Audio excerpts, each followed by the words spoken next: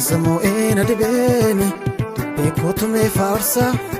jaalatamaa jaalallee jireenyi koosa keessa Soo adii guddicharraa nichi guutee taa'u Yesuus mootii beekamaadha uumamni hundaa dhaga'u Gooftaa ardii samiinii qooma eessa feeffatu Jajamaa koo jabaa koo hunduusaaf dilbeeffatu Kootni mootii jedhamee maqaan isaa makkaafamu Yesuus koo kan madaalu waaqaaf lafaan argamu